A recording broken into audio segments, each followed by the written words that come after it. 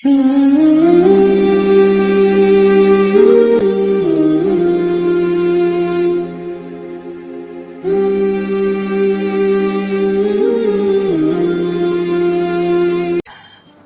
رب العزت نے ہم سب پر بہت بڑا احسان اور انعام کا معاملہ کیا کہ رمضان المبارک جیسی نعمت ہم سب کو عطا فرمائی۔ یہ مہینہ بابرکت مہینہ، معزز مہینہ، عظیم مہینہ اس کو کہا گیا۔ اللہ کے نبی صلی اللہ علیہ وسلم شعبان کے آخری تاریخ میں جو خطبہ ارشاد فرمایا تھا، اس میں اس مہینے کی صفات اللہ کے نبی صلی اللہ علیہ وسلم نے بیان فرمائی۔ ان تمام صفات میں ایک صفت ہے کہ اس مہینے کے دنوں میں اللہ نے روزے کو فرض کیا اور اس مہینے کی راتوں کو قیام کا ذریعہ بنایا، تراویح کا موقع اس میں ہم سب کو عطا فرمایا۔ ہوا شہر جعل اللہ صیامہ فریضہ وقیام لیلہ تطوعا، یہ آپ علیہ السلام نے فرمایا۔ روزہ یہ ایک عبادت ہے جو پچھلے قوموں میں بھی یہ عبادت چلی آ رہی ہے، اس کی ایک تاریخ ہے۔ یہ کوئی ایسی عبادت نہیں ہے کہ جو صرف اس امت کو عطا ہوئی اور دیگر امتوں کو، دیگر قوموں کو یہ عبادت نہیں ملی، ایسا نہیں ہے۔ چنانچہ حضرت آدم علیہ السلام پر ایام 20 کے روزے فرض تھے۔ ایام 20 چاند کی ان تاریخوں کو کہا جاتا ہے جن میں چاند اپنی روشنی اور اپنی خوبصورتی اور روشنی کی شدت کے ساتھ نظر آتا ہے۔ 13، 14 اور 15 تاریخ چاند کی یہ ایام 20 کہلاتے ہیں۔ ان دنوں کے روزے حضرت آدم علیہ السلام پر فرض تھے۔ ہر قوم اور امت میں اس قوم کی کیفیت، حالت، موقع کے لحاظ سے اور اس قوم کی، اس امت کی شریعت کے لحاظ سے مختلف کیفیات کے ساتھ روزہ ہوا کرتا تھا۔ چنانچہ حضرت مریم علیہ السلام جب حضرت عیسیٰ علیہ السلام کو بغیر خاوند کے لے کر اپنی قوم کے پاس آئی تو انہوں نے روزہ رکھا تھا، اور وہ روزہ ان کا اس زمانے میں جو روزہ ہوتا تھا وہ بات نہیں کرنے کا روزہ ہوتا تھا۔ سب کام کر سکتے ہیں، صرف بات نہیں کرنا ہے۔ ایسے ہی ہر قوم و ملت میں اس قوم کی شریعت کی تعلیمات، اس قوم کی مذہب کی تعلیمات کے مطابق روزہ ہوا کرتا تھا۔ چنانچہ موسیٰ علیہ السلام اور ان کی قوم پر عاشورے کا روزہ فرض تھا اور ہفتے کے دن کا روزہ فرض تھا۔ ہفتے کا دن بنی اسرائیل کے لیے عبادت کے لیے خاص تھا، جیسے ہمارے لیے جمعہ کا دن ہے۔ وہ ہفتے کے دن یہاں تک کہ تجارت، مچھلی کا شکار کرنا، یہ بھی ان کے لیے منع تھا۔ ہمارے لیے ایسا نہیں ہے۔ ہمارے لیے یہ حکم دیا گیا جمعہ میں اذا نودی للصلاة من یوم الجمعة فاسعوا الى ذکر اللہ، کہ جب اذان دی جائے تو جمعہ کے لیے دوڑتے ہوئے آؤ، جب نماز ختم ہو جائے فانتشروا فی الارض، زمین میں پھیل جاؤ اللہ کے فضل کو، حلال روزی کی تلاش میں۔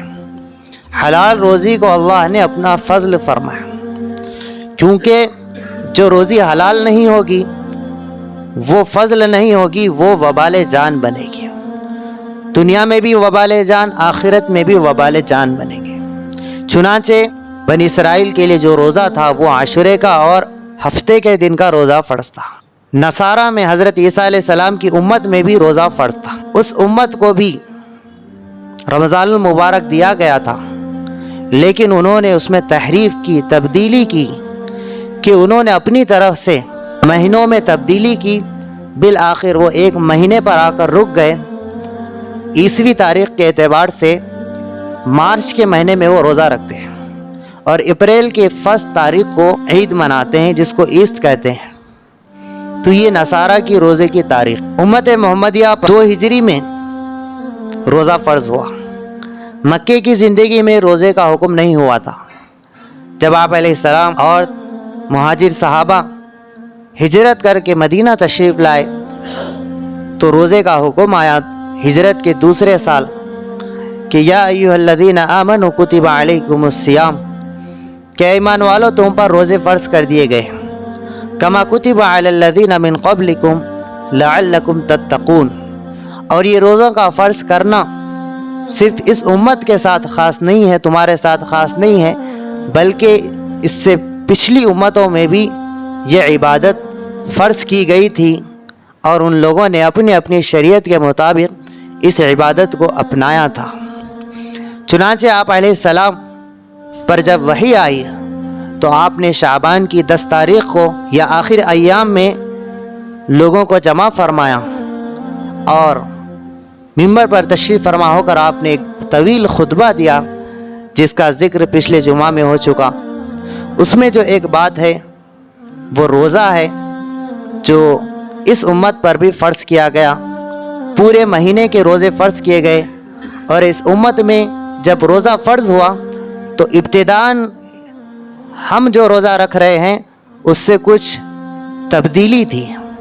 وہ تبدیلی یہ تھی کہ رات میں آدمی کھانا کھا کر سو جاتا، یا کھانا کھائے بغیر رات میں کسی بھی وقت اس کو نیند لگ جاتی تو نیند لگتے ہی اس کا روزہ شروع ہو جاتا۔ تو اس میں بہت تنگی ہونے لگی، کیونکہ وہ صحابہ جو مزدور طبقہ تھا، جو محنت کش لوگ تھے، جو کسان تھے، وہ لوگ کام کر کے گھر تشریف لاتے اور اپنی اہلیہ سے کہتے کھانے کا کوئی انتظام ہے۔ وہ اگر پکانے میں مصروف ہوتی تو یہ لیٹ جاتے، اور نیند لگ جاتی تو ان کا روزہ شروع ہو جاتا۔ پورا دن، سارا دن بھوکا رہے، روزے کی حالت میں تھے، پھر روزہ دوسرے دن کا بھی روزہ شروع ہو چکا ہوتا، تو جس کی وجہ سے انہیں بہت تکلیف ہوتی، دوسرے دن وہ کام نہیں کر پاتے اور کمزوری انہیں لاحق ہوتی تھی۔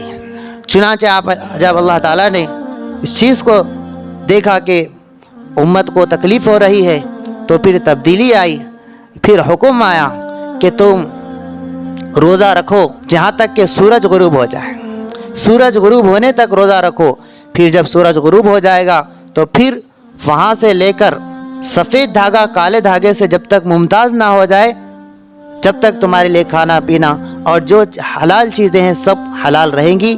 نیند لگنے کی وجہ سے اگلے دن کا روزہ شروع نہیں ہوگا۔ یہ آسانی اللہ تعالیٰ نے پھر ہمارے لیے عطا فرمائی۔ تو وہ سفید دھاگے سے مراد دن ہے اور کالے دھاگے سے مراد رات ہے، یعنی جب رات ختم ہو جاتی ہے تو دن ظاہر ہو جاتا ہے، تو ایسے ایک سفید کالے دھاگوں میں جب سفید دھاگا ہم رکھ دیتے ہیں تو وہ سفید دھاگا نظر آنے لگتا ہے۔ اس طرح تعبیر اللہ تعالیٰ نے قرآن مجید میں آیت میں فرمائی ہے۔ تو یہ ہمارے روزہ رکھنے کی ایک مختصر سی تاریخ ہے۔ روزہ کیوں فرض کیا گیا؟ اللہ تعالیٰ خود قرآن مجید میں فرماتے ہیں کما کتب علی الذین من قبلکم لعلکم تتقون۔ پچھلے لوگوں کے روزے کا ذکر کیوں کیا گیا؟ پچھلے لوگوں کے روزے کا ذکر اس لیے کیا گیا کہ یہ امت کو اس بات کا علم ہو جائے کہ یہ روزہ کوئی نئی عبادت نہیں ہے۔ اگر پچھلی امتوں کا ذکر نہیں کرتے تو یہ لوگ اس کو مشکل سمجھ کر چھوڑ دیتے ہیں، کیونکہ ایک جب مشقت والا کام ایک آدمی کسی دوسرے کو کرتا ہوا دیکھتا ہے تو خود اس کو کرنا اس کے لیے آسان ہو جاتا ہے کہ مجھے تو یہ مشقت ملی، اس سے پہلے والوں کو تو اس سے زیادہ مشقت تھی، لہٰذا مجھے یہ چھوٹی مشقت اپنانی چاہیے تاکہ اس کے ذریعے سے مجھے اللہ مل جائے، تقویٰ روزے کا جو مقصد ہے وہ مجھے حاصل ہو جائے۔ چنانچہ یہ پچھلی امتوں کے روزے کے تذکرے کی وجہ ہے۔ اور روزہ فرض کیوں کیا گیا وہ بھی اللہ تعالیٰ قرآن مجید میں فرماتے ہیں لعلکم تتقون۔ اس کے ذریعے سے مقصود یہ ہے کہ تمہاری زندگی تقوی والی بن جائے۔ تقوی کس کو کہتے ہیں؟ تقوی کے معنی آتے ہیں ڈر۔ ڈر مختلف قسموں کا ہوتا ہے۔ ایک ڈر ہے کسی درندے سے آدمی ڈر جانا، سانپ بچھو سے ڈر جانا، کسی خوفناک چیز سے ڈر جانا، اس کا نام تقوی نہیں ہے۔ یہ ڈر فطری ڈر ہے، یہ فطرت کے تقاضے سے ڈر پیدا ہوتا ہے۔ جب موسیٰ علیہ السلام کو اللہ نے حکم دیا کہ آپ کے ہاتھ میں جو عصا ہے اس کو زمین میں ڈال دو، تو حضرت موسیٰ علیہ السلام جیسے ہی زمین میں ڈالتے ہیں تو وہ اژدہا بن جاتا ہے، جس سے حضرت موسیٰ علیہ السلام ڈر جاتے ہیں۔ تو اللہ تعالیٰ کی طرف سے حکم آتا ہے کہ ڈرو مت، اسے پکڑو، جب وہ پکڑ لیتے ہیں تو وہ لکڑی بن جاتی ہے۔ تو یہ ڈرنا فطری ڈرنا ہے، فطرت کے تقاضے سے ڈرنا ہے۔ لیکن تقویٰ اس ڈر کو کہتے ہیں کہ کسی بڑی ذات کی عظمت اور اس کا جلال اور اس کے رعب کی وجہ سے ڈرنا۔ جیسے ایک بچہ اپنے باپ سے ڈرتا ہے، ایک اپنے دشمن سے ڈرتا ہے۔ دشمن سے ڈرنا اس وجہ سے ہوا کہ وہ دشمن اس کو جسمانی نقصان پہنچائے گا، اور باپ سے ڈرنا اس وجہ سے ہوا کہ باپ کی عظمت اور جلال اور ان کی ہیبت اور ان کا رعب اس پر پڑا ہوا ہے کہ یہ والد ہیں، یہ ان کا مقام بڑا ہے، ان کا رتبہ بڑا ہے، تو یہ بھی ایک قسم کا ڈر ہے۔ اس ڈر کو کہتے ہیں تقویٰ۔ تو یہ تقویٰ جب حاصل ہو جائے گا، تقویٰ حاصل کیسے ہو؟ تقویٰ حاصل ہوتا ہے تین چیزیں آدمیوں کی ذہن میں ہوں، تین چیزیں ہم ہر وقت سوچتے رہیں کہ اللہ میرے ساتھ ہے۔ جب آدمی کے ذہن میں یہ بات رہے کہ اللہ میرے ساتھ ہے، تو پھر ہر حال میں گناہ سے بچنا اس کے لیے آسان ہوگا، ہر حال میں نیک کام کرنا اس کے لیے آسان ہوگا، کیونکہ اللہ میرے ساتھ ہے۔ مخلوق میں کوئی دوسرا نہیں ہے، لیکن اللہ میرے ساتھ ہے۔ یہ استحضار، اس کا یقین اور اس کا مکمل یقین دل میں ہوگا تو پھر گناہ سے بچے گا۔ دوسری بات یہ سوچے کہ اللہ مجھے دیکھ رہا ہے، مخلوق میں چاہے کوئی نہ دیکھے لیکن اللہ تو ضرور دیکھ رہا ہے، تو اس کی وجہ سے انسان برائی سے بچے گا، نیک کام کو اپنائے گا کہ موقع نیک کام کرنے کا ہے۔ نماز کا وقت آ گیا، جنگل میں ہیں، کوئی مخلوق میں دوسرا دیکھنے والا نہیں ہے، لیکن یہ استحضار آدمی کو کہ اللہ دیکھ رہا ہے کہ میں نماز پڑھوں، مخلوق کوئی نہیں دیکھ رہی ہے لیکن اللہ تو ضرور دیکھ رہا ہے، یہ استحضار، یہ یقین اس کو نماز کی طرف ابھارے گا۔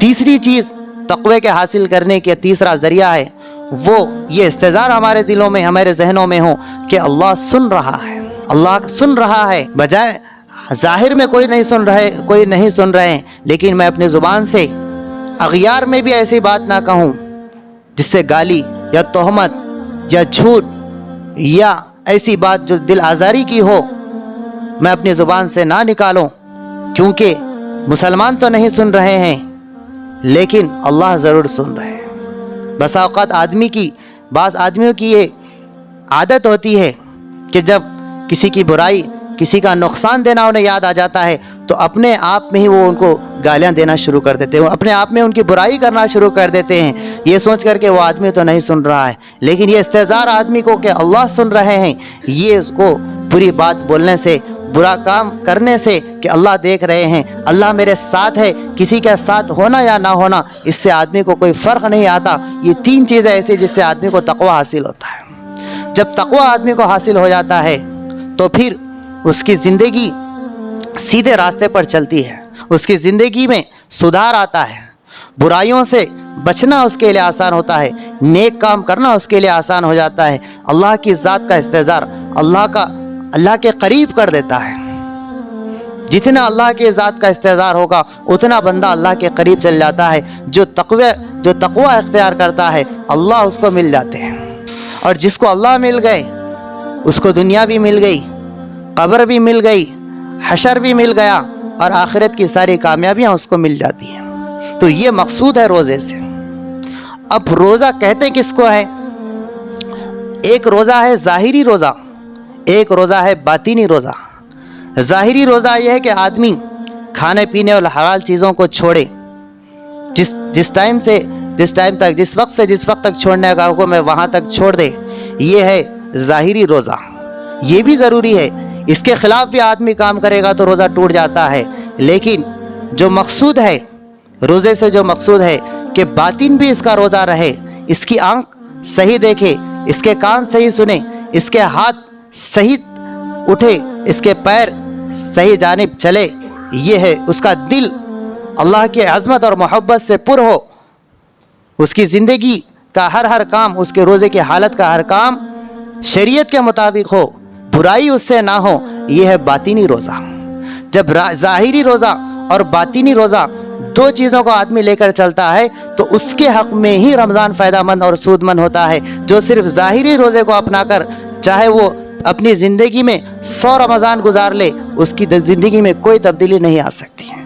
رمضان آتا ہے اور جاتا ہے لیکن تبدیلی کیوں نہیں ہو رہی ہے کہ ہم روزے کے ایک پہلو پر غور کر رہے ہیں کہ کھانے سے بچ رہے ہیں, بھوک پیاس کو برداشت کر رہے ہیں. یقیناً یہ بہت بڑی بات ہے, یقیناً اس سے بھی اللہ راضی ہوتے ہیں. بھوک پیاس کو برداشت کرنا, محنت کرنے کے باوجود بھی, پیاس لگنے کے باوجود بھی, آخری انتہائی حد کو پہنچنے کے بعد بھی اپنے آپ کو بچائے رکھنا, یہ بھی اللہ کی رضا کا ذریعہ ہے. لیکن دوسرے پہلو سے ہم روزہ رکھیں گے تو یہ ہماری تربیت کا مشق, یہ مہینہ بنے گا. رمضان المبارک یہ تربیت کا مہینہ ہے, یہ مشق کا مہینہ ہے کہ یہ مہینے میں جس کی مشق ہو گئی گناہوں سے بچنے کی تو 11 مہینے بچنا آسان ہے. اس مہینے میں جس کی مشق ہو گئی نیک اعمال کرنے کی, پورے 11 مہینے اس کے لیے نیک اعمال کرنا آسان ہے. اللہ رب العزت سے دعا ہے کہ اللہ تعالی ہم سب کو روزے کی حقیقت کو جان کر ظاہری اور باطنی ہر اعتبار سے روزہ رکھنے کی توفیق نصیب فرمائے. وآخر دعوانا الحمدللہ رب العالمین.